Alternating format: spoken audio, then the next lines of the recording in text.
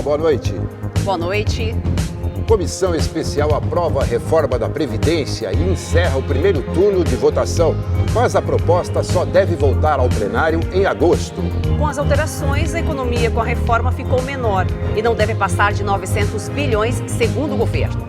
E você vai ver também. Bombeiros descartam risco de rompimento de 2 barragens na Bahia, mas 1.500 pessoas seguem desalojadas. Atentado terrorista deixa 26 mortos e 56 feridos na Somália. Começa a Semana de Vela de Ilhabela. E para sentir o evento de uma maneira diferente, a gente vai conhecer o projeto que leva deficientes visuais ao mundo da vela. E hoje é dia de rock. Um evento especial espalhou os roqueiros pela cidade de São Paulo. Aqui, o estilo está longe de morrer.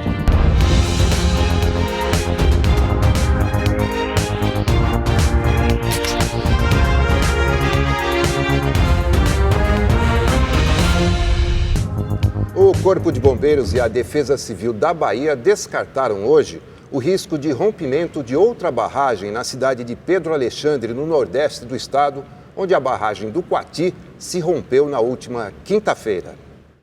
A conclusão ocorreu durante uma vistoria realizada durante a tarde. Nessa madrugada, cerca de 80 famílias precisaram sair de casa por causa do risco de rompimento de uma barragem localizada no povoado de Boa Sorte, no município de Pedro Alexandre. Desde quinta-feira, todas as barragens e aquíferos da região são monitorados. Até o momento, 400 pessoas estão desabrigadas e 1.500 desalojadas por causa da cheia do Rio do Peixe, que provocou o rompimento da barragem do Coati. Em solidariedade às famílias, moradores de municípios vizinhos formaram um mutirão para receber donativos e já arrecadaram mais de 0,5 tonelada de roupas e alimentos. A Comissão Especial da Reforma da Previdência aprovou na madrugada deste sábado a redação final do texto que será votado em segundo turno no plenário da Câmara. Mas a proposta só volta a ser analisada em agosto. Na comissão especial, foram quase 4 horas de sessão. Como o texto havia passado por alterações no plenário, foi preciso que o colegiado aprovasse as mudanças. Nos discursos, um clima de repeteco do que aconteceu durante a votação dos destaques. De um lado, a oposição se posicionou contra a reforma. Conseguimos, com a nossa luta, com a nossa resistência, diminuir o pacote de maldades do governo. Mas a reforma continua ainda nefasta para os trabalhadores, senhor presidente. E do outro, partidos da base e do chamado Centrão defenderam a nova Previdência. Nós estamos fazendo uma reforma da Previdência justamente para emancipar os brasileiros. Ter um país de miseráveis não nos interessa. Ter um país de gente que trabalha e não tem renda digna no seu dia a dia, que quem emprega não tem condição de remunerar bem, não nos interessa. Isso interessa a outras categorias.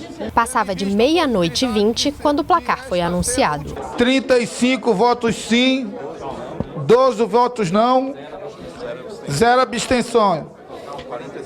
Total 47 votos. Está aprovada a proposta de redação para o segundo turno da PEC 6/2019. Foi alterada a fórmula de cálculo da aposentadoria das mulheres. A partir do 15º ano de contribuição, elas terão um aumento de 2% no valor do benefício a cada ano, o que fará com que tenham direito a 100% da aposentadoria mais rápido. Também foi reduzido o tempo mínimo de contribuição para os homens. Agora, eles ficarão com a mesma exigência das mulheres, que é de 15 anos. Além disso, 2 categorias foram beneficiadas com a criação de regras de transição especiais. Os policiais federais, rodoviários federais e agentes penitenciários que já estão na ativa poderão se aposentar com 53 anos os homens e 52 as mulheres, com direito à aposentadoria igual ao último salário e reajustes equivalentes aos dos profissionais que já estão na ativa.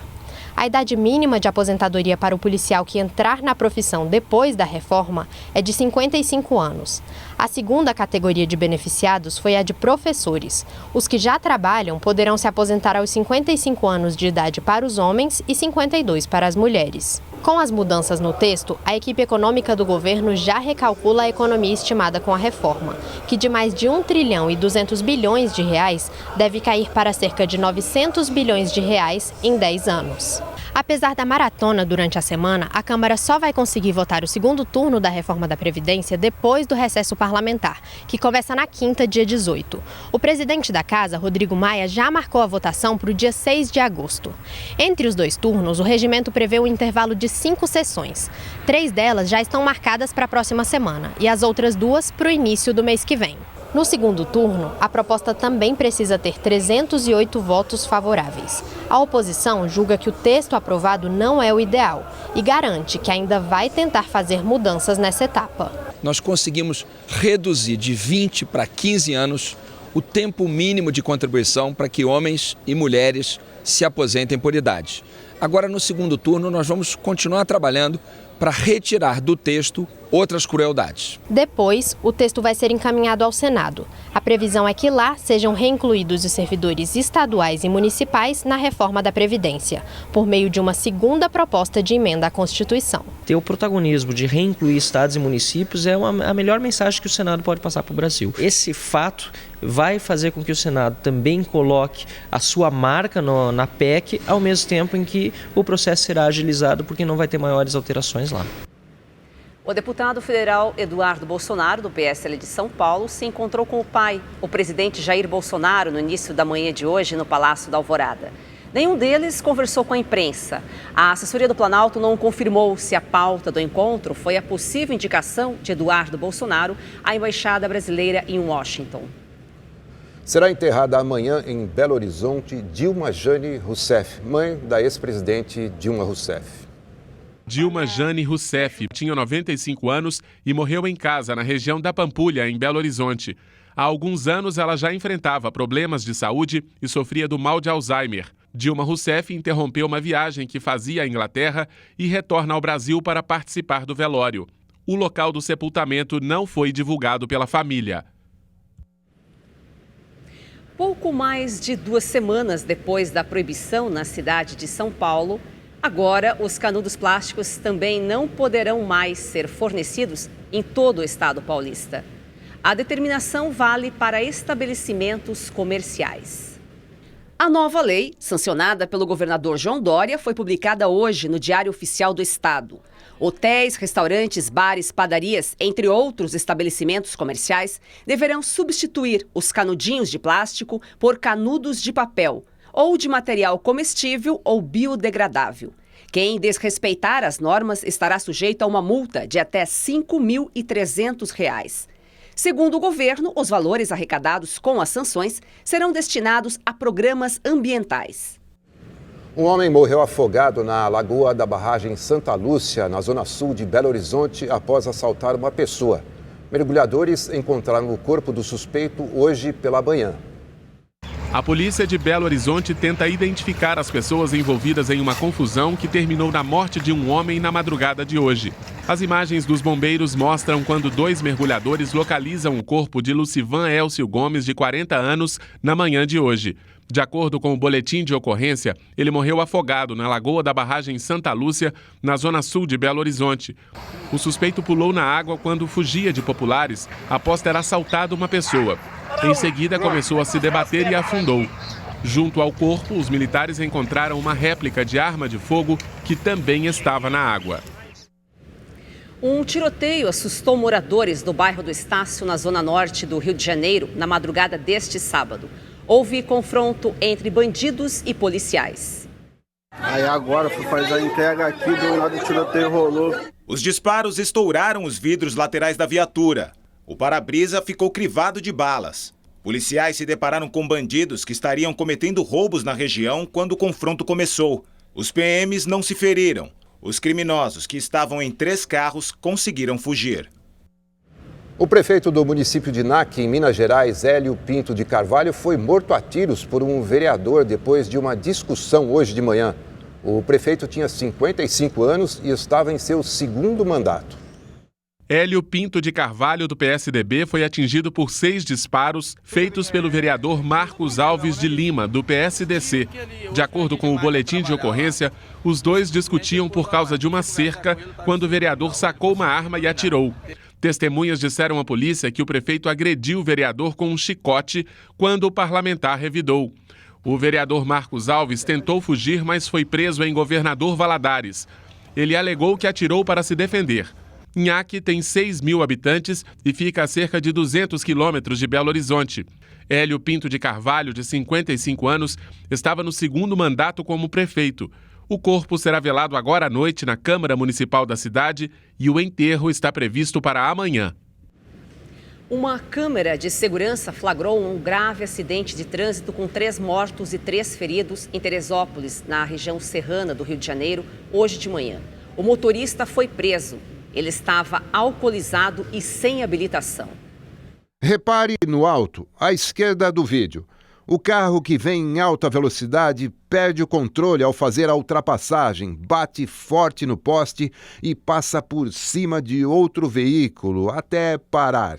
Veja novamente. O impacto com o poste faz a traseira do carro decolar e bater no teto do outro veículo. Imagens feitas logo após o acidente mostram os 2 veículos bastante danificados.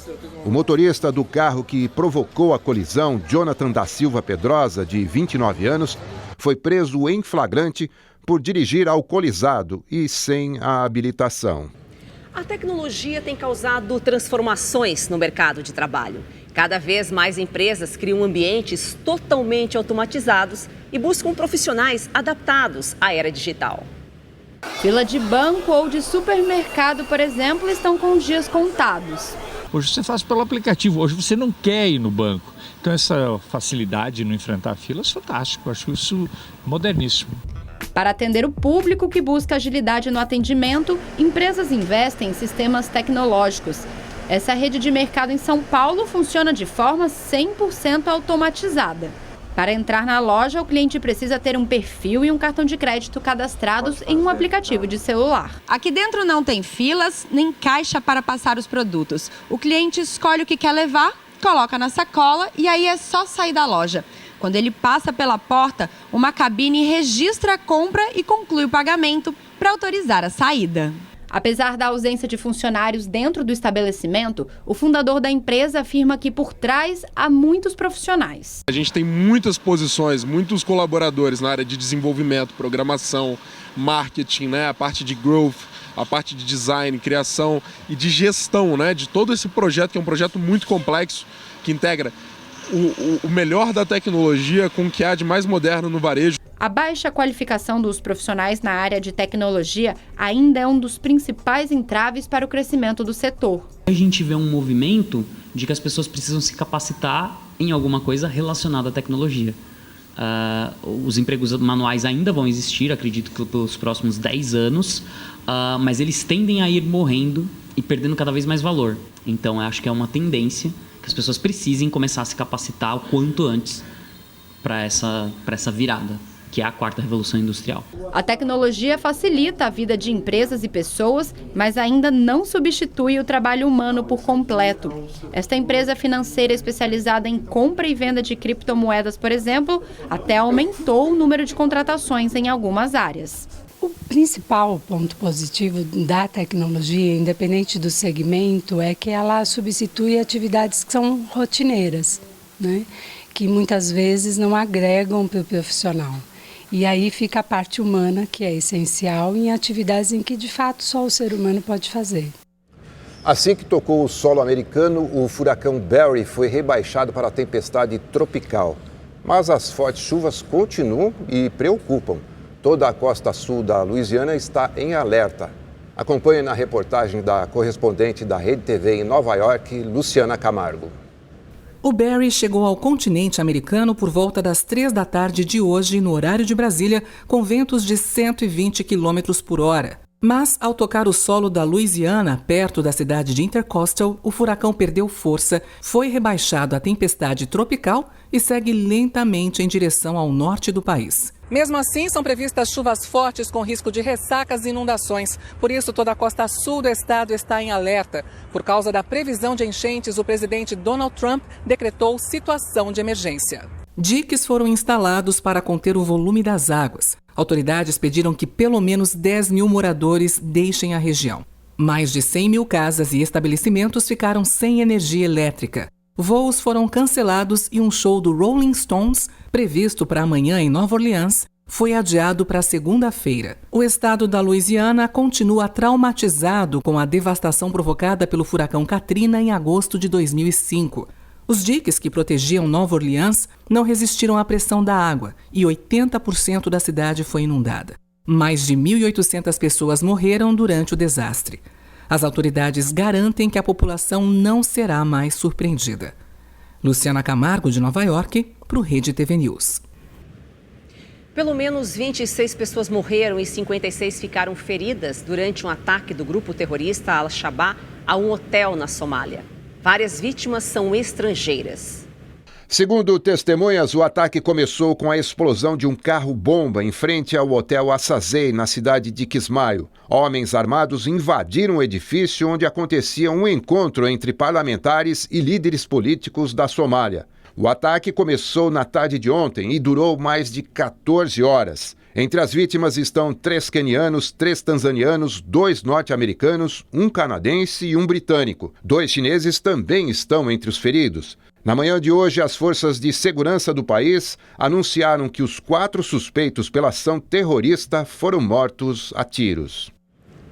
Na Austrália, uma raia se aproximou de um mergulhador para pedir ajuda.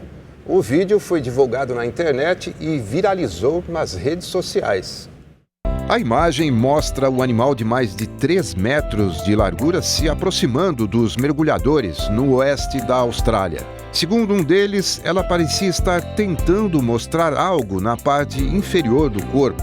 O mergulhador então percebe que um anzol estava preso no olho da arraia. Ele mergulha algumas vezes até conseguir retirar o anzol e a arraia aguarda a ajuda calmamente. A proximidade do animal com os humanos chamou a atenção na internet, mas apesar do tamanho da arraia assustar, ela não oferece perigo ao homem. A Agência Espacial Russa lançou hoje ao espaço um novo telescópio. Ele vai orbitar o sistema solar a cerca de 1,5 milhão de quilômetros da Terra. O foguete russo Proton-M decolou de Baikonur, no Cazaquistão, às 5h30 da tarde, no horário local. Ele levou ao espaço o satélite científico Spectre-RG, que abriga o telescópio de fabricação alemã Rosita. A viagem até o local onde o telescópio deve ficar vai durar cerca de 3 meses. O Rosita pretende realizar uma pesquisa completa do céu até 2025. Ele será o primeiro telescópio espacial a fazer uma observação do universo profundo. O satélite vai substituir um antecessor que está desativado desde janeiro. A construção de um autódromo no Rio de Janeiro para tentar levar a Fórmula 1 ao estado tem gerado grande polêmica. O local escolhido é uma área que não pode ser desmatada e fica num bairro violento. Rio e São Paulo competem pelo evento que pode trazer ganhos econômicos e políticos. O Rede TV News exibe hoje a segunda e última reportagem especial sobre essa história. O terreno de 4,5 quilômetros quadrados em Deodoro, na zona norte do Rio, em que a prefeitura pretende construir o autódromo, fica num bairro violento. É só mais um ingrediente para essa polêmica. De acordo com os dados do Instituto de Segurança Pública, o número de roubos aumentou 44%. De janeiro a maio de 2018, foram 1.707 casos. Já no mesmo período deste ano, 2.466. E os problemas não param por aí. Esta é a última floresta de Mata Atlântica localizada em terreno plano na cidade do Rio de Janeiro.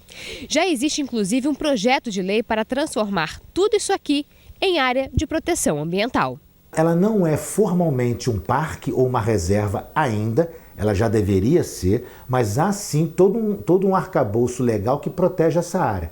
A começar pela Lei da Mata Atlântica. A Lei da Mata Atlântica define que não é permitida a supressão de vegetação de Mata Atlântica remanescente, especialmente quando há presença de espécies ameaçadas de extinção. E existe um laudo do Jardim Botânico que aponta algumas espécies da flora ameaçadas de extinção. Apesar da polêmica, a Prefeitura do Rio precisa do autódromo pronto o quanto antes. Rio e São Paulo travam uma forte disputa para receber a etapa brasileira de Fórmula 1 de 2021. Você pode se perguntar por que dessa disputa. A resposta vale mais de 300 milhões de reais por ano. É o valor que, segundo a Secretaria Municipal de Turismo de São Paulo, a prova trouxe de negócio à capital paulista no ano passado. Se São Paulo tivesse em dia com a Fórmula 1, talvez não houvesse nenhuma discussão, porque a primeira decisão que se deve tomar no que toca ao local da corrida não é sequer do Brasil, mas é dos organizadores da competição.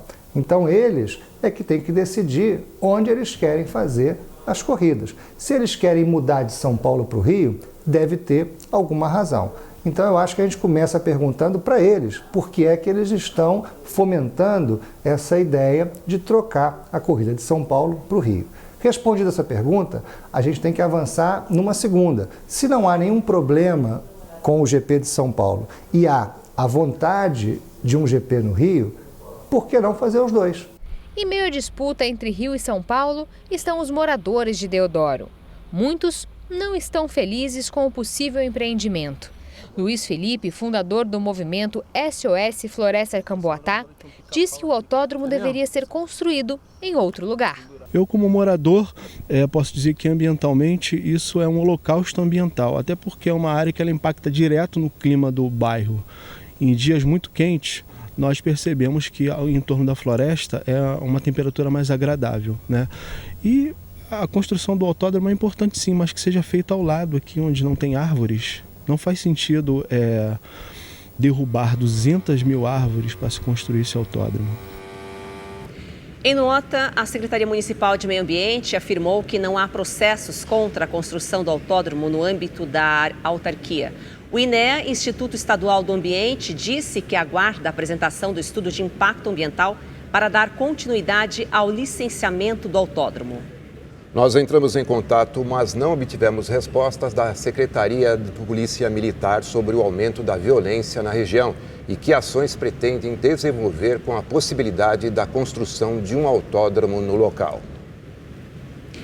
O finlandês Valtteri Bottas desbancou o favorito Lewis Hamilton e vai largar na pole amanhã no GP da Inglaterra. Correndo em casa, Hamilton bateu o recorde da pista na Q1 com 1 minuto, 25 segundos e 513 milésimos, seguido do monegasco da Ferrari Charles Leclerc e Max Verstappen da Red Bull. Na Q2, um problema no sistema de asa móvel atrapalhou o rendimento do alemão Sebastian Vettel. E na Q3, a disputa ficou entre os companheiros de Mercedes. Um erro na última curva, por pouco não tira a pole position de Valtteri Bottas. Com 6 milésimos de vantagem, o finlandês atinge a 4ª pole position do ano e a 10ª na carreira.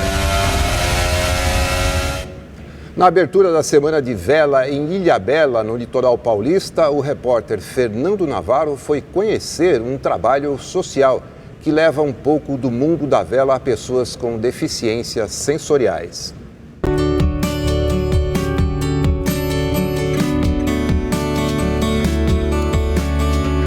Inclusão. Essa é a palavra que define a vida do Miguel Óleo, educador físico e velejador que desde 2007 realiza um trabalho social com jovens e adultos com deficiências sensoriais. No Senlincense, eles recebem noções básicas sobre o que é um veleiro e uma vez a bordo são orientados a conduzir o leme, manejar as velas e realizar manobras básicas. Tudo isso com a ajuda da Iris. Nós vamos ajudando a identificar o que são os sons que eles estão ouvindo para que eles possam se familiarizar. E essa sensação de eu posso, eu tenho condições, vai melhorando a sua autoestima, vai dando empoderamento. Então eles vão descobrindo a vida de outra maneira, isso é uma alegria muito grande para a gente. O Uma coisa é a gente falar dos deficientes visuais, outra é a gente vivenciar do jeito que eles vivenciam o velejo. Você vai aprender a fazer tudo. Conduzir leme, catraca, como fazem os velejadores, como a gente faz com as crianças, com as pessoas com deficiência.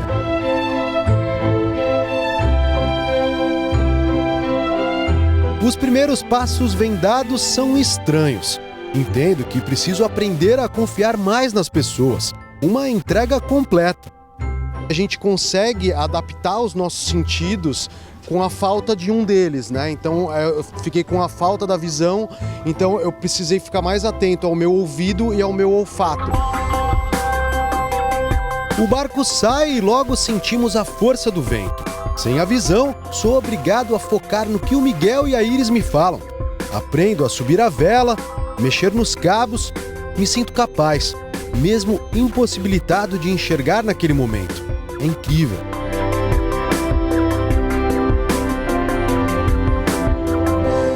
A experiência chega ao fim. Hora de tirar a venda e encarar um novo mundo. Agora, muito mais colorido. Foi a experiência mais incrível da minha vida, cara. Aos 32 anos, Adilson, volante do Atlético Mineiro, anunciou que não vai mais poder jogar futebol por causa de um problema no coração. Adilson se emocionou ao anunciar a aposentadoria ainda precoce dos campos de futebol. Só tenho a agradecer. Até então aqui tem sido tudo maravilhoso na minha vida, tanto pessoal quanto esportiva. Minha filha vai nascer agora dia 22, então eu tenho muitos motivos para seguir, para ser feliz.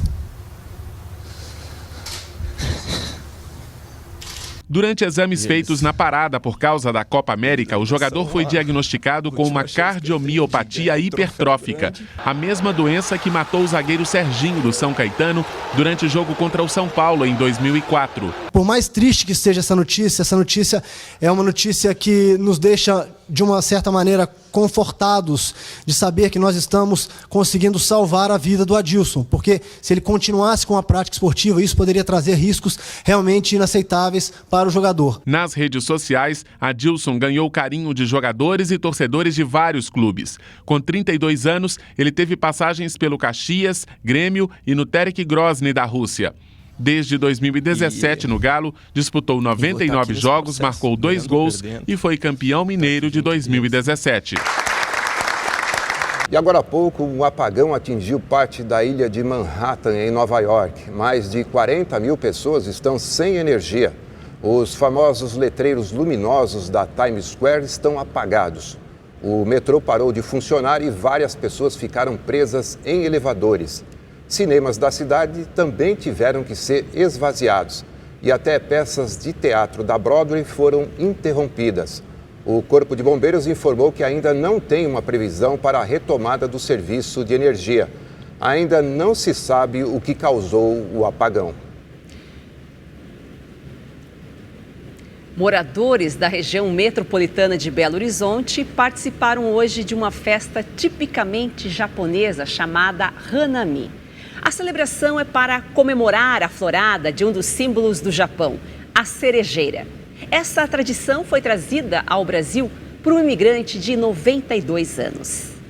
Seu Miura produz mudas de cerejeiras no condomínio onde mora há mais de 30 anos. O espaço tem centenas de árvores japonesas que foram plantadas por ele.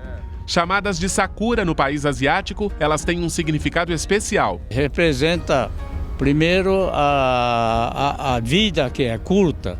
Cerejeira é bem lindo, mas acaba depressa. A plantação de cerejeiras foi a maneira encontrada pelo aposentado de 92 anos de agradecer ao Brasil a acolhida dos imigrantes japoneses.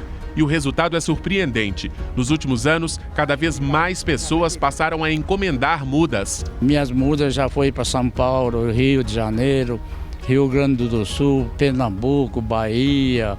No Japão existem mais de 100 espécies de cerejeiras de diversas cores. Aqui no Brasil, por causa do clima tropical, a maioria é cor-de-rosa e vermelha.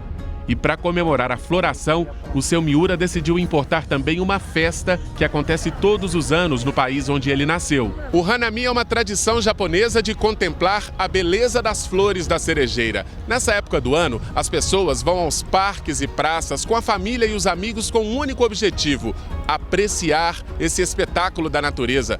E normalmente elas passam o dia assim, fazendo piquenique. A gente precisa ter sempre mais contato com culturas que não são as nossas e é um jeito legal de confraternizar com os vizinhos, com os amigos dos vizinhos, com as crianças, com os cachorros. Os convidados aproveitam a oportunidade para tirar fotos e registrar o colorido das flores. É lindíssimo, uma delicadeza, né? É pena que dura tão pouco, né? Se a gente não vier rápido, acaba logo. Apresentações típicas da cultura japonesa também fazem muito sucesso. E assim, o seu Miura conseguiu transformar esse espaço na região metropolitana de Belo Horizonte numa extensão do Japão. Eu fico imensamente agradecido e satisfeito com esse sucesso. É legal saber disso, né? Que as pessoas, os brasileiros também gostam da cultura japonesa.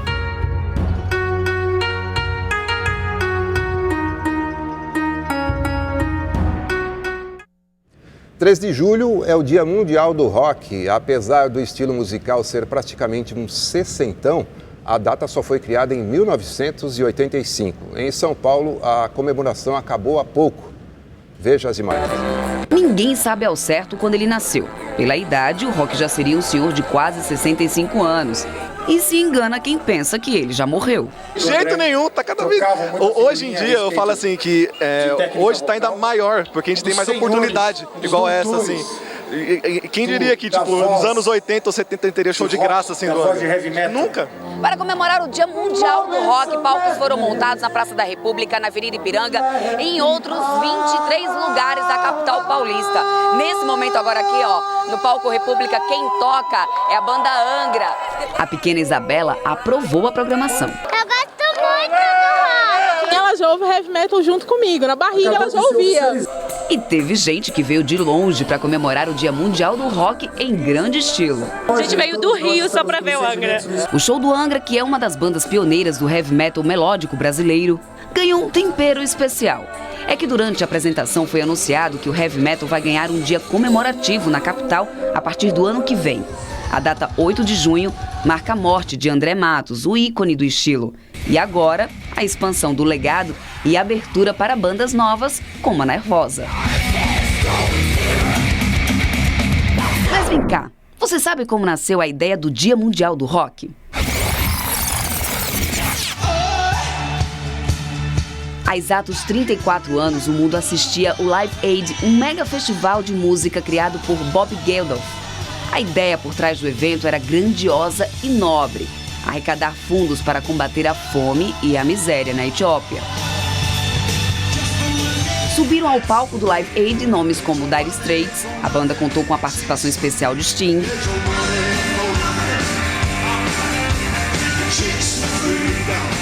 E claro, teve o Queen. Aliás, essa apresentação, dizem, foi o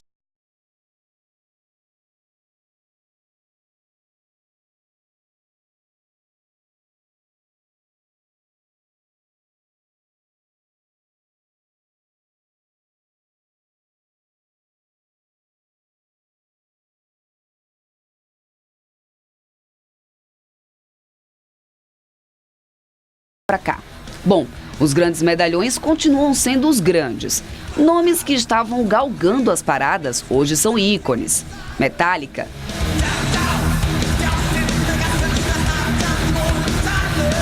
e Iron Maiden são alguns deles.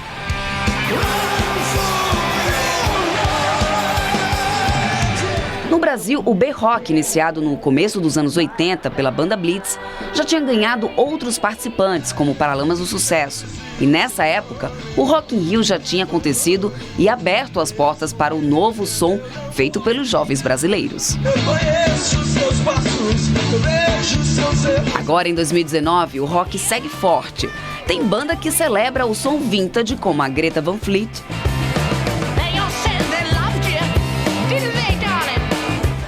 Tem quem mescle tudo, tipo a Super Combo.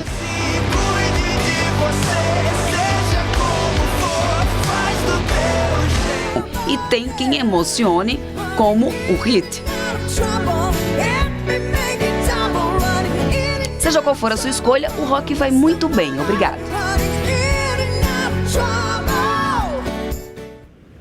O Rede TV News fica por aqui. Uma boa noite para você. Ótima noite, até a próxima.